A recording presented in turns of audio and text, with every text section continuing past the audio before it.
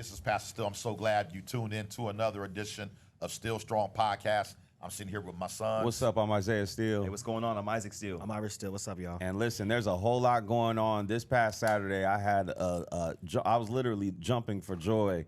Not only did we realize that we have Russell Wilson as a Steeler quarterback, we were kind of worried because he was the only dude in the room. But now we have officially signed Justin Fields from the Chicago Bears for basically a bag of potato chips. How do y'all feel about it? I love it. I think it's great. You know, being in, I want to say, if I'm not mistaken, Russell Wilson's probably about 35. And so, Fields is probably about 24, 25. And so I think it'd be good for him to learn from Russell Wilson for the next year or two. But I can definitely see him being our future quarterback. I like his skill sets. He can throw the ball. He can run the ball. I really feel like I don't believe we've seen his best football yet. Even in Chicago, obviously, you know, he didn't have the greatest career.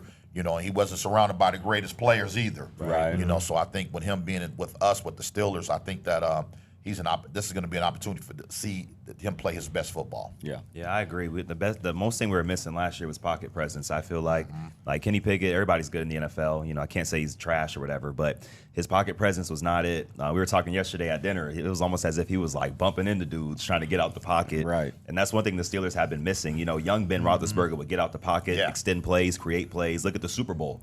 You know, he extended a lot of plays that game. I went back and watched it the other day, and I feel like that's what we're missing. I mean, we need to stack up our O-line just a little bit more, just a little more, and then we got an inside backer with Patrick Queen. Happy about that. So all we were missing was a quarterback, and then Deontay Johnson left. So we're gonna pick up a slot this draft, and then back to Fields. I feel like Russ is gonna start a good half the season. But, if things don't get rolling, Fields going to come up in there, man, and take over. I think that's what's going to happen. I feel the same way. Last year, I think our strength of schedule was 26. This year, it's third.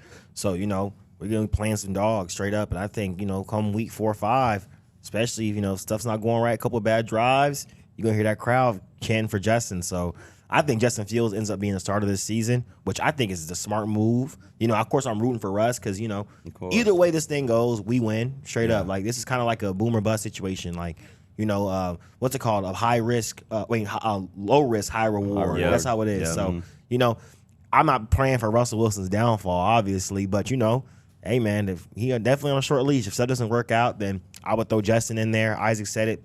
Kenny Pickett didn't have any pocket presence. That was his issue. He would get the ball, be timid, kind of on his feet, looking around.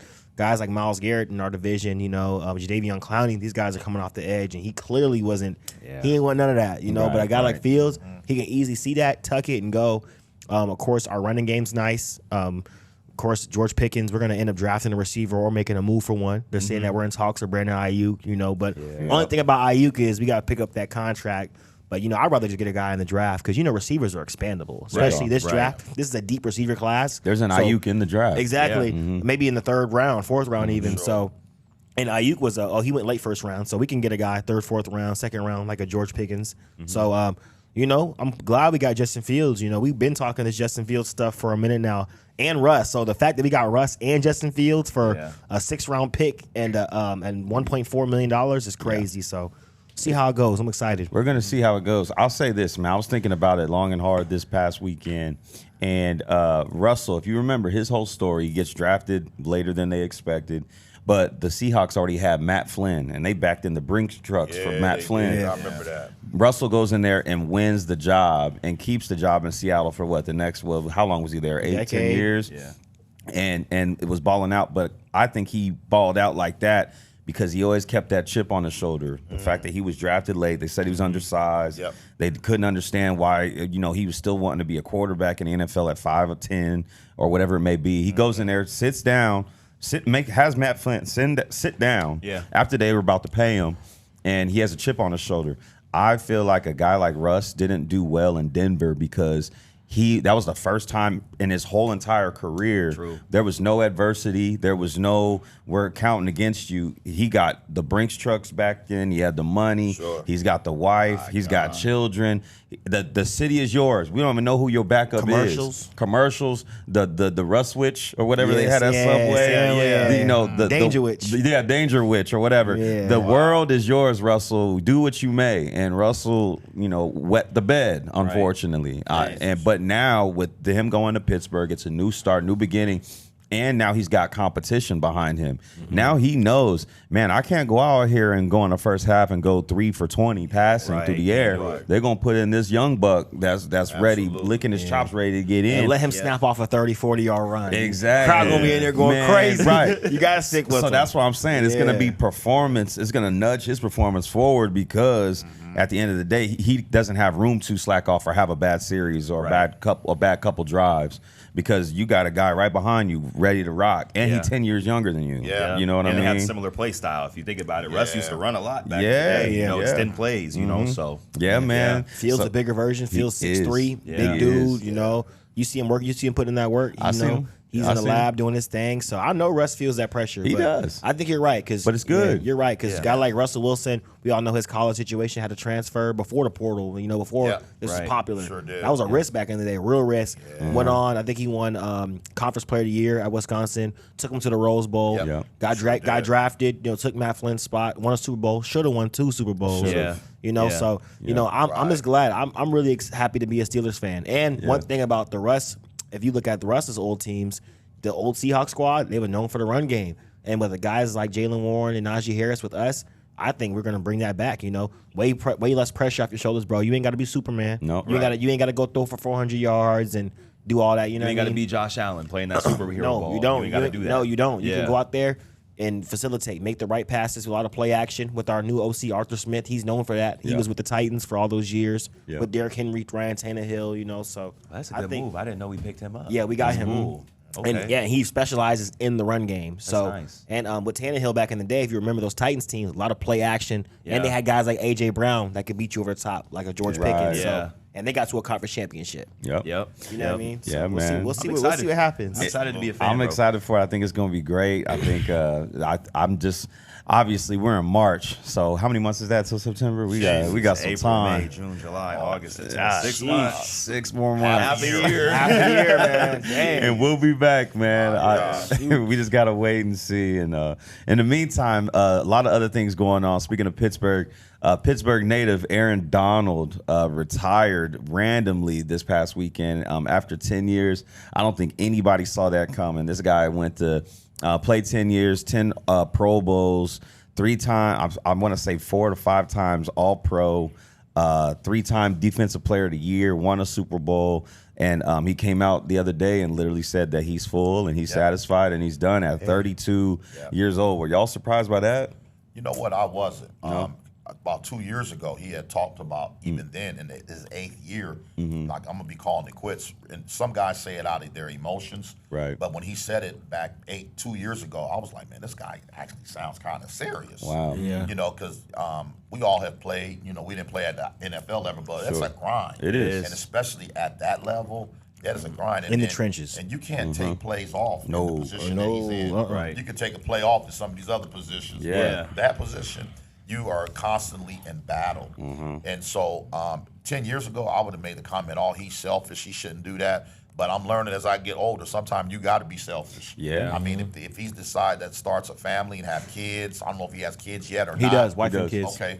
He wants to be able to hold those kids. Yeah. Because, you know, I didn't even get to college, and I still got high school injuries. Man, me and you. Me too. I still, My you know what I'm tailbone saying? jacket. I feel you. A couple of hits I took, you know what I'm saying? I can still feel them, you know, 30-something years later. So I can only envision, you know, what his body's like right now. Right. You know, and like I watched a little bit of his interview. He made the comment. He said, I don't want to do the preseason camp. I don't want to go back to, what is it, OTAs. And he was like, I just can't see myself. I can't even get myself physically or mentally in a space to even want to do that. Right. So at the end of the day, he's walking away with a lot of money, though. Oh, yeah. He'll be all right. A lot of money. He said for generations to come. So shout out to him and happy retirement. Yep, and he's gonna get that yellow jacket too. Oh yeah, first he's ballot. probably the best. 100%. He's definitely the best defender you could say of this generation, arguably. You know, you could say you could say Ray Lewis, guys like that. You know, went to 2 Super Bowls, 10-time All-Pro Yeah. or 10-time Pro Bowler.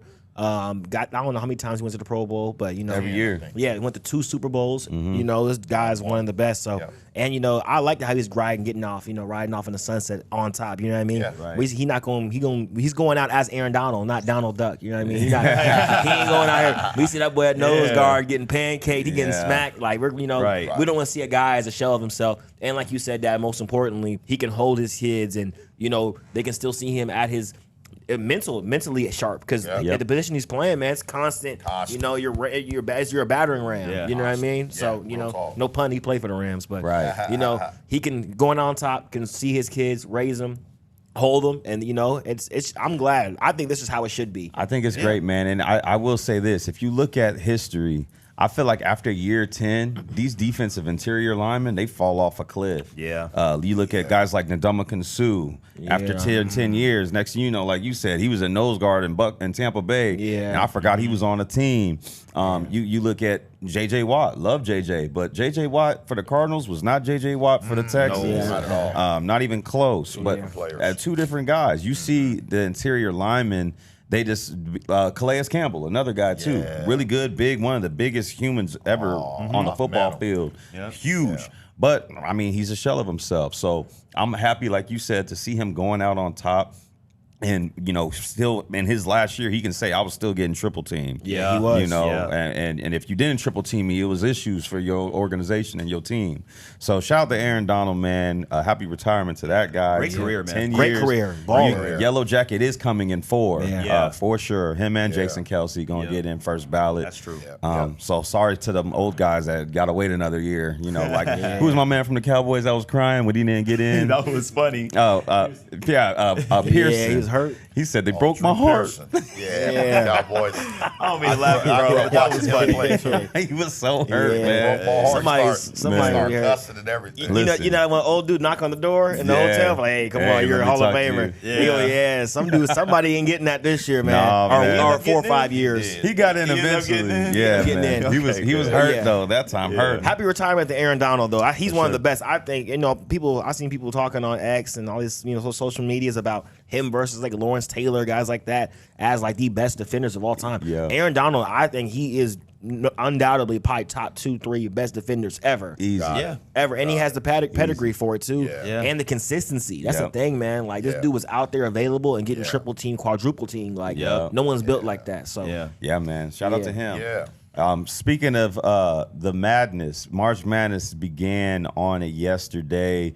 We are big March Madness fans. Since I was a kid, my earliest memories of sports is watching Mateen Cleaves lead Michigan State to a natty on a broken leg or a sprained ankle. Yeah. I believe that was 2001, 2000, around there. But that was like my earliest memories. March Madness, there's just something about that feeling that's in the air. Seeing these teams, 64, 68 teams going into a tournament and only one's coming out. I'm excited for it. We're big advocates. It's here.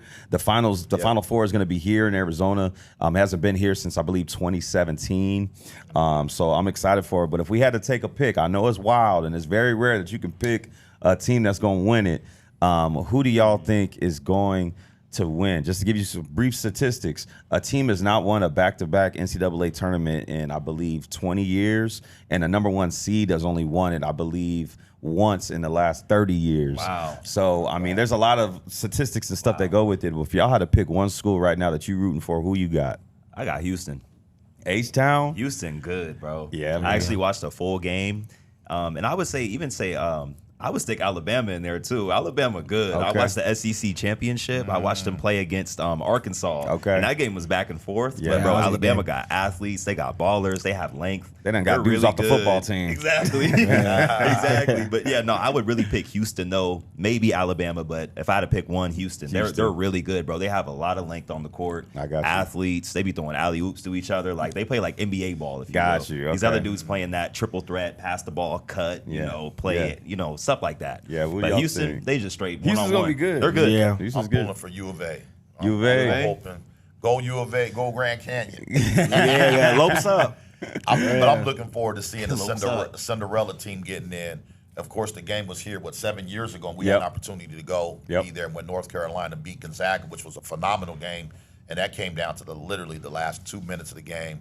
So I'm hoping that some Cinderella team will get in, and it's pretty common nowadays to see at least one. I remember years ago I jumped on that bandwagon with the St. Peters. Yeah, the Peacocks. They play today. Yeah. And they made it to the Elite Eight actually. They did. Yep. So, they did. But I'm pulling for U of A to get in the big dance. So we'll see what happens. Yeah. Okay. I'm gonna say U of A or Houston, either one. I think could pull it off. Hopefully U of A does, man. U of A probably ain't won championships since 97, 98. That's all I'm saying. I was the year I was born. Yeah, the year Isaac was born. Yeah. That's right. Yeah, I wasn't alive. That's right. So, as a kid, of course, one thing about us being Arizonians, we've always rocked to U of A, but I haven't even seen them get to a Final Four. They always get to Elite Eight or Sweet 16 and choke, get beat, So hopefully U of A can at least make the Final Four. Where I'm saying U of A or Houston. One of them schools, man, just get to the Final Four at least. Just make it. You know what I mean? Yeah, So, man. And it'd be cool. UConn, it'd be dope to see a back-to-back. I don't think we've seen one since Florida did it. Yeah, so it's been, and I was, first, second grade, and then, of course, I was dope going to the national championship too. North Carolina versus Gonzaga when I was my senior year of high school. Went there. That's still to this day probably the biggest event I've ever been to. Just it's ridiculous. About 100,000. It fit about 80,000 some change in there. Because it already super seats packed out. 66 or 60,000. Another 20,000 in there. Yeah, the way they added. And you look up into the stadium and see people sitting in the rafters. Yeah, that's crazy. Looking down this little court. Yeah, looks I like could imagine that pressure because football. These man. guys in the national championship final, college football playoff, they're used to that. You guys go to Michigan, Ohio State, Notre Dame. They're used to 100,000, 110 strong, rocking. What's 70, 80,000 of them? But hoop, I couldn't imagine that. You got guys like last year. You had FAU in the Final Four, San Diego State. Yep. There's probably some FAU games. They probably had 2,000 people in the crowd. If that. Right. So that's mostly family and friends. Yeah, going from 2,000 people, you know what I mean? You seeing more empties than people to being in 100,000, 80 whatever thousand, seat stadium. So, I would love to see U of A or Houston do it. I just want to see good hoops at the end of the day. Because one thing about us, we're fans of good basketball. That's what I want to see. Good basketball, team basketball. Hopefully somebody get dunked on. I'm trying to see somebody go viral. Right. And I'm trying to see a Cinderella team make it to at least the Sweet 16. You know what I'm saying? Those stories are always cool. You're always going to see that. It's very rare. I can't remember one March Madness where there was no Cinderellas in the Sweet 16, Elite 8. I think it's going to be Duquesne. I'm telling you. You never know. Yeah. You never know. The Quincy. Yeah, whatever. The koozie. One of them schools. I'm rooting for U of A, man. I'm hoping that they at least in the building for the Final Four weekend. Right. My wild card is Tennessee. I really like Tennessee. They got a point guard over there that's cold-blooded. Okay. They got some shooters off the edge. I've been watching probably, I want to say, for the last month, kind of doing my research, want my bracket to look okay. I know it's about to get ruined in probably next 5 minutes, but it is what it is. But I just love the aura of March Madness. Who do y'all think was the most dominant team y'all have seen in March Madness? If you had to think, I got to go with that UNLV team. This is before y'all were even born. Yeah. UNLV had a team that was out of this world. They had a guy named Larry Johnson. Yeah. They called him Big Grandmama or something. Yeah. Phenomenal. Yeah. And then they had Stacey Augman. They had Anderson Hunt, Greg Anthony, David Butler. Then they had their six-man name was Moses Scurry. Yeah. Man, dudes on the bench cooking. Whenever he would dunk or get a rebound, he always would go, oh. But that was the best team I ever seen. Yeah. That team was 1990. Was that a 92 team? Yeah. 92. That was the year I was born. They were phenomenal. Hey, real quick, that you lucky you saw peak college hoops. We didn't see saw that. juniors and seniors playing. You saw think about it. You saw Patrick Ewing, Michael Jordan, them in college, all the way up to the Running Rebels, UNLV teams. You know what I mean? Yeah. We didn't see that. We saw it young, but by the time I don't know, 2011, 12 games, this is just one and done, guys. One and done. Yeah. Once John Wall and them hit Kentucky, it was just one and I'm done. going to cook for a year, I'm going to catch y'all later. So we didn't get to see. Imagine if we got to see a John Wall, DeMarcus Cousins, And Eric their Bledsoe, junior year. all the Senior Anthony year. Davis, Anthony Davis. 4 years. Devin Booker, Carlton Towns, all these guys on these teams together. Zion, Kentucky should have RJ 100 Barrett, natties if that was the case. So that's dope. You got to crazy. see that. Yeah. I would say, me personally, most dominant teams. Man, I know this is recent. I know recency bias is I real. know where you're going. But man, that 2021 Baylor squad. Say that. I don't think I've seen a team run through Say a that. tournament like that before. It was not They fair. were ridiculous. Like they ran Every through. every they game was ran double through, digits. and they was locking stuff down. Davion Mitchell leading the charge, running guys. Literally running everybody through a tournament. I would say that team, and also to another squad, probably that 12 Kentucky team with Anthony Davis Yeah. and all those They were guys. nice. They were good. Those They are were nice. definitely some of the best college teams I've seen in recent sure. years. Yeah, For sure, Yeah, that Baylor 100%. team used to work out with the football team. Yeah, I remember that. that was Yeah. cool. I like how the coach did that. Yeah, that's why they was so nice. with That's it, why I though. was gonna go with Baylor, and I've watched Yeah. every tournament since I've been alive. Baylor, that was the most impressive that I've seen as far as no game was close. Not even None. close. I felt bad for whoever they played in the Natty. They played Yeah. somebody in the Natty, and I was think like, it's- man, They turn won by like Gonzaga. 15. Yeah, I was like, turn Maybe the game Gonzaga. off. Yeah, Gonzaga. It was just, man, it was not. It was crazy. Yeah. But like you said, mentioned Isaac, when I heard that they worked out with the football team all Yeah, off season, I remember that. that's why them cats, man, you couldn't get a rebound over them. No. They even had one dude from the football team. Yeah, that was light grabbing skinned balls. dude. Yeah, the center dude. Yeah. That was snatching them. Couldn't do nothing with I them. remember Yes, him. bro. That tournament was That kind of team was- boring. I would say the most dominant was that UConn team with Kemba Walker. Okay. They ran. They got hot. They got They got hot super because hot. I remember they lost their tournament. Yeah. The Big East, right? Yeah. They Yeah. lost. No, the they won won. to get in. That's They when won to Kemba get made in. he They dropped won to them. get in? Yep. Okay. They had to win to get Yeah, in. that's when he dropped. Yeah. them. Yes. Okay. Yeah. Away from Pitt. I never seen a team get that hot yet. Yeah. Except Baylor, of course. Kimba, but Shabazz. yeah. Remember Shabazz Shabazz Napier? Napier, yeah. I thought he was gonna be good in the league. You said he Shabazz, wasn't. Yeah, told y'all. I like Yeah. Shabazz. I thought he was I gonna be remember good. that. I was like, he need to stay in college. I thought Jason Yeah. Gardner was gonna be good in the league. Dad was like, nope. I thought Shabazz was gonna be good in the league. Cleaves. Like Mateen I had to Cleaves. tell you, I said Mateen ain't gonna. I was like, man, Dad tripping. Man, Mateen Cleaves was sitting down more than us on the podcast. Yeah. Oh man. Yeah, great college point guard though. Yeah, 100%. Yeah. 100%, man. Really quick to switch gears. Some news coming out of LA and Philly area. Kobe Bryant's family just sold his ring that he gifted to his father, his 2000 LA championship ring with the LA Lakers. His parents sold it, and it's looking like it officially is sold on March the 30th. But apparently, it's looking like it's going to sell for about $95,000. Now, the issue with the whole situation is the fact of not only Kobe's legacy and what he's left mark in the world, but the fact that he is no longer with us. We lost him 4 years ago in a helicopter crash, him and his daughter. Probably one of the most tragic times of news that I've heard in my life personally, that literally rocked the world next to COVID as far as just everyone was shook by the situation. But for them to sell something that belonged to their only son, somebody who's done so much for so many others and really has put the Bryant name on the map. We all know that his father played in the NBA, but he wasn't worth $62.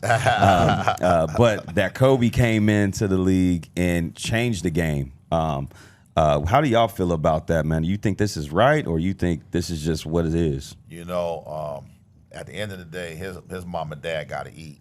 You know, I just Googled. He's 69 years old. Mm-hmm. They're not in a great position financially, and it's really unfortunate that Kobe fell out with his parents, and a lot of it had to do.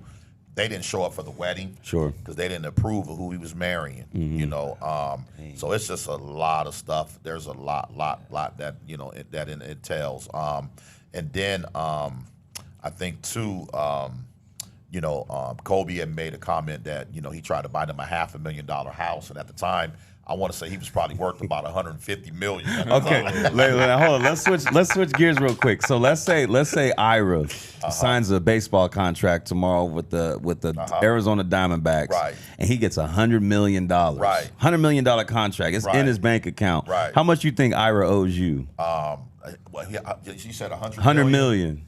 Man, I need $5 million. And there's nothing wrong with that. Hey, You do. I need Yeah, $5 million is I need nothing $5 to million. that- I to that didn't money. woke you up in the morning, got you ready for your not Pop Warner, but what's before flag football. Then we transitioned to Pop Warner, then high school. Yeah. And y'all know how I was. I was hands on. Make sure you 100%. had wristbands, gloves. Yup. Make sure you got to 100%. practice on time. Yup. Yeah. Stayed Sticking us at a up. lot of them practices. Was at every game. Talk to the coaches, Cheer you on. I'm try to going off help. on coaches. 100%. Y'all got the right playing time. Then you go $500,000 house. Yeah. And you got $150 million In the bank. That's Come on. You might as well spit in my face. Oh my God, That's, the that's disrespect. vacation money. You spend that on vacation. He said you might as well spit in my face. Man. Yeah, literally. So you say at least $5 million? Yeah, at least $5 million. Yeah, 10, yeah. You saying 5 being nice. Being So, nice. yeah. Exactly. I'd throw 10 if that was was me. Yeah, me if too. Not, if not, I mean, let's say 15, 10. you You know. got 90 million left. I mean, for crying out loud. But I mean, he you did. know. They said in the article he bought them a $450,000 house in L.A. I mean, come on now. That's That's nothing not- in LA. I'm being I'm about to stupid. say 500,000 in Los I'm Angeles. being stupid. Bro, that's in the hood. Yeah, you in the hood. In a condo. You live in a house. Condo. They in Compton. What you Yeah, mean? you got a condo in Compton for Man. that. And it's really sad because I Googled yesterday. His wife, right now, Kobe Bryant's wife, is worth $600 million. Crazy. And I know she's not going to give them anything, because they did not like her, and Right. the word on the street, they didn't like the color of her skin. Yeah. You know what I'm saying? Yeah. It had a whole lot to do with that. You know, and they're an older black couple. They're in their late 60s. Right. So people were kind of moving a little different back then. 100%. You know, so Yeah. at the end of the day, 100%. it's unfortunate. The whole Man, situation. I think honestly the whole situation's sad, but Yeah. me personally, even though Vanessa Bryant and the family was having issues, I think it's out of respect for not only them losing their son but their granddaughter, Right. and the Right. fact that Joe Bryant and and Kobe's mother, they not only got him here, but like you said, got him to practice, put that ball on his hand, Yeah. worked on his crossover, worked on his jump shot, everything like that. I think out of respect, she should have said, "Hey man, I don't like y'all. Y'all don't like me. Right. I got $600 million came to me because I'm his wife. Right. In the passing, I had his kids. Had his kids. I got the Nike deal done. They got a new Nike deal. I think they took out shares for Body Armor because Kobe was an early investor in Body Armor and other things he invested in. Here's $10 million. Right. Right. Here's $20 million. Y'all, don't ask me for nothing. Yeah. Yeah. Don't embarrass your son's legacy. That leaves you at 590 million. I think Yeah. You can't No. even spend- Man, you Yeah. can spend that if You you can try. spend that, yeah, and they're older. You spend Like, that. That's crazy. Right. How many years they got left? Exactly. So Yeah. I think out of You You could buy a country. Exactly. Exactly. And, Kobe has sisters. Like I feel like out of respect for the Bryant Right. family, that side, man, I know y'all lost y'all son without closure too, because Mm-hmm. you guys were in bad times with your son before he passed. Of course, it was untimely death and a helicopter crash. Tragic.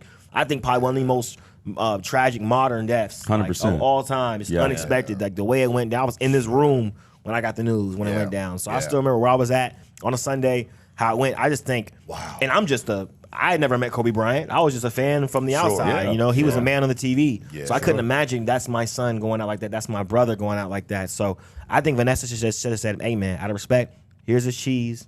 Y'all go on with y'all lives." So Yeah. it's sad how it went. I agree with that. If I was them, I'd have been like, keep that ring. Let me know Yeah. how much y'all need. Yeah. Let me help y'all settle in. I know y'all didn't like me. Let bygones be bygones. Y'all lost y'all son. I lost my husband. I lost my daughter. Y'all lost y'all granddaughter. Yeah. It's like, let me just, out of respect, like Ira said, throw y'all that cheese. Hold on to that ring, because that's like one of the only things that Kobe got to leave behind Yeah. that like Right. is like meaningful, if you will. Yeah. Like Yeah. the relationship was jacked, but at least he got a ring. That's his blood, sweat, and tears. That's his hard work. Yep. And that's not only his hard work, but that's his parents' support getting him to that opportunity to win a ring. Right. So I would hold on to that. Rings mean a lot to me, especially with me and Ira. We have some rings. Yeah. Those mean a lot. I'm never giving those up because Yeah. that's blood, sweat, and tears right Sure. there, and y'all Absolutely. support. 100%. Throughout the whole way. Yeah. It wasn't just me. You always need support from people. And so. I bought those rings. Yeah, You know exactly. what I'm saying? Exactly. Yep. And that's another reason why parents should be compensated. Yes. Yes. So did buy the rings. You did buy him. Not only did I buy y'all rings, but the kids on the team that couldn't afford rings. Yeah. I even went the extra mile and bought rings for other kids. You did. Who didn't have fathers. You sure did. You know what I'm Yeah. saying? Right. Yeah. And another thing about this Kobe thing is so unfortunate. Uber Johnson, is that his name? Umar. He made a comment. He said, Yeah, boy. Wait, That- be that- careful. What comment he made? You about to say? that brother said all that money earned is Mm-hmm. now in the Hispanic community. Yeah. Yeah. Off the backs of, Yeah. of a black basketball player. Yeah. Who mom, and dad, even when Joe Bryant's career was over in the NBA, went overseas Mm-hmm. and, played in Italy because, there's no secret that Kobe can speak fluent. Yeah, Italian. Italian. Yeah. And it's sad that him and his parents fell out like they did. We'll probably never know the full story. Sure. Right. But let's not talk about how even her mom turned around and sued her because her mom was trying to get money from her. Yeah, yeah. what I'm So saying? I mean, So- it's a mess. I It's need a this. mess. I need a 30 for 30 on what happened. Yeah, because at the crib. you got your, For real. how you Like, got your, I know what Kobe did on Yeah. the court, and I appreciate that. Yeah. What's going on at the house? Yeah, because I how need you to got know. beef with your biological mother and your mother-in-law and father-in-law? Right. Like, if your own mom ain't messing with you and your mother-in-law ain't messing with you, then the family stuff's weird. Like, You know, I mean, it started all fingers kind of pointing back at you. They kind of pointing. It's kind of everything's low key kind of pointing at Vanessa, man. Yeah, like I mean, maybe she. Yeah. I mean, once again, I don't want to talk down on the widow, but Right. if everybody calling that person a duck and she's saying I'm a wolf, well, I don't know. I'm thinking we don't know. I don't know. It's a confusing situation, and it's unfortunate. Man. And I hate the fact that Kobe is at rest right now, in a grave in L.A. And there's all this turmoil going on above ground with his 69-year-old parents having to sell the last little bit of memory they have of their son to make ends meet. It shouldn't be. It's not right. Yeah. And then, like I said, once again, looking at Vanessa, like you can't help his parents. $600 million. Like, it's been years since they didn't show up to the wedding. Yeah. It's been years since you've known they didn't mess with you or whatever. Got it. It's been years now since Kobe's passed. Let's let bygones be bygones, man. Give these people a little bit of compensation. Bid them a farewell. Exactly. And get your husband's ring back too. Yeah. And they didn't you even would think a situation you would think a situation like that would bring a family closer. Exactly. Right? Like you would think the grandkids, be around your kids. It's crazy, man. They didn't even let them speak at the No, funeral. I was gonna say that. Are you They didn't serious? speak at the You memorial. had Michael Jordan speaking, Magic. Shaquille Rob Pelinka. Rob Pelinka. Yeah. all those Genie Kenny Buzz. All these people that came along way after that were just tag-alongs, like an agent, like a Rob Pelinka. They didn't meet Kobe till 18. They didn't see Kobe when Kobe was out here doo-dooing on himself. Right. You know what I mean? That part. Yeah. Like that still part. out here couldn't even walk, couldn't even hold the But basketball. wanting to be a soccer player, if you remember, like in his documentary, he wanted to be a professional soccer player, but he knew, like, as he was growing, all right, basketball is it. And guess what? We don't know how it went. Joe Bryant and Kobe's mother could say, we really feel compelled. We want to speak to the people. Vanessa could be like, nah, y'all ain't talking to them. Right, we don't know. We don't know. And that's the thing. That's why I said we need a 30 for 30. Yeah. We need to everybody sit down in a room. I'll interview them. I'll do it for free. I'll do it for free. You ain't got to give me no money. I'll talk. I'll be like, so what's your issue, Joe? What's going on with Vanessa?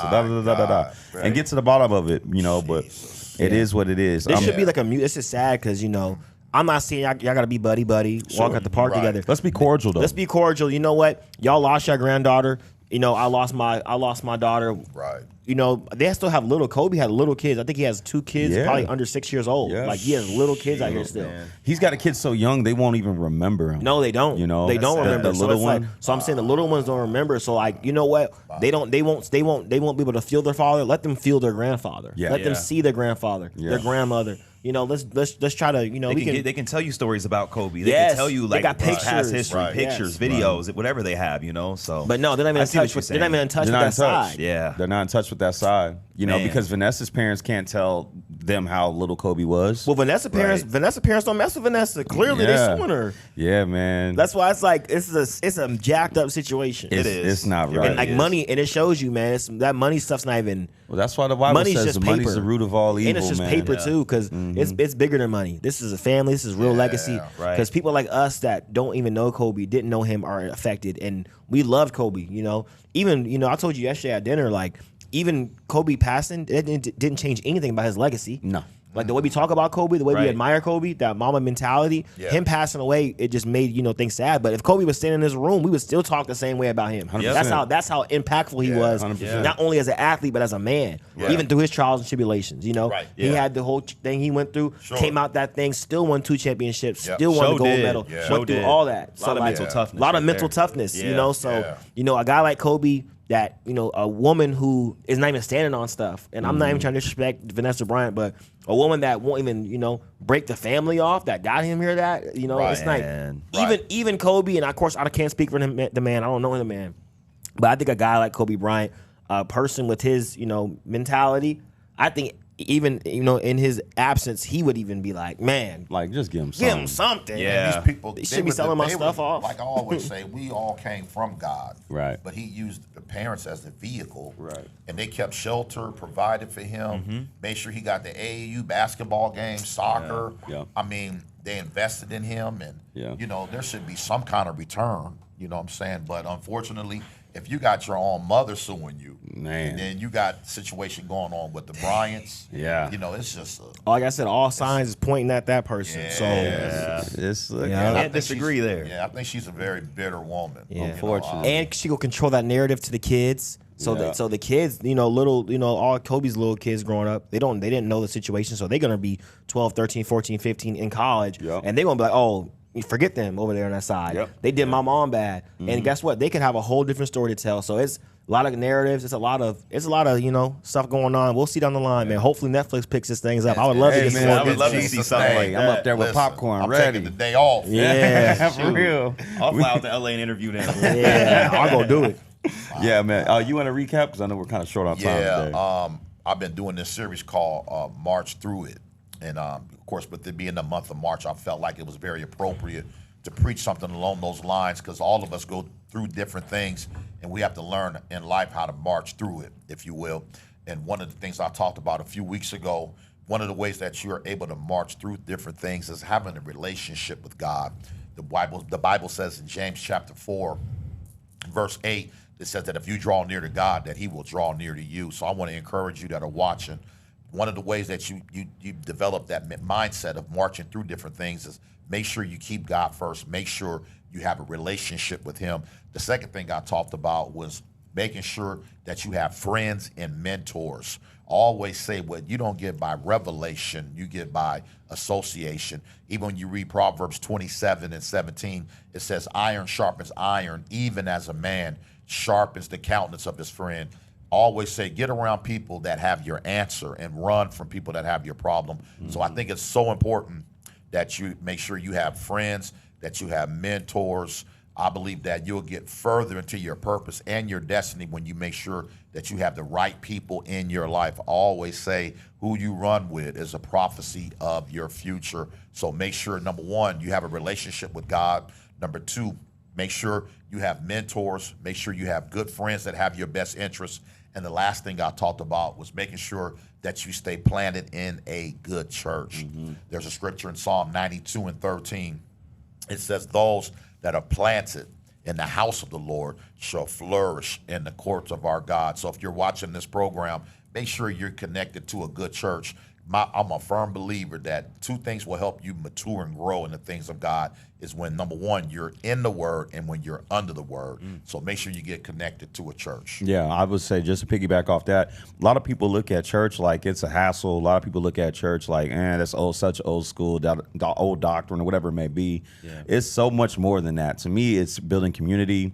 It's getting a group of individuals that are on one accord and worshiping one God. I mean, for me, I think we grew up all playing sports, and we talk about sports on this podcast a lot because we enjoy the true meaning of teamwork and what a team is. And those relationships, I feel like I started playing football more than just playing football to score touchdowns. It was about the guy to my left and to my right. It was about the locker room talk. It was about the rides to the game, the rides home from it, going out to eat, like building that. It's the same thing I feel like when it comes to church, where you have a team of people that are on the same team, serving the same God, and hopefully, obviously, you're still making mistakes. You're not perfect, but hey, we can sharpen each other. That's right. By making sure we complement one another and using each other as integrity. Being integral and leaning on people. Sure. And if you need advice or you need prayer, you can call somebody. It's the worst thing to feel like you have no one to talk to if you're going through. So I would just want to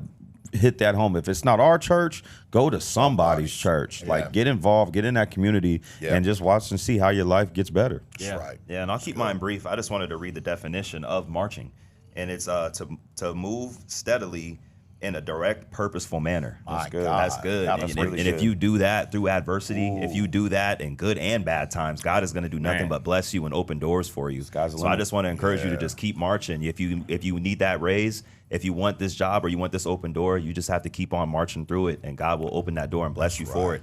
He'll see the times God tests you and will squeeze on you in times of adversity. He will. 100%. And what needs to come out of when he squeezes you is that steady pace, and also you just got to keep on just staying positive as you march through it as well. You can't sit there and I'm just getting along, I'm just trying to make it. You stay optimistic and stay positive while you're marching. God is going to bless you. Absolutely. Exactly. Optimistic. Exactly. And I saw a person say, you're not a mastermind, or you can't be a mastermind unless you have other minds around you. You can't, you know, and a lot of folks out here like I can do bad all by myself. No, things are gonna get bad all by yourself. Yeah. You know?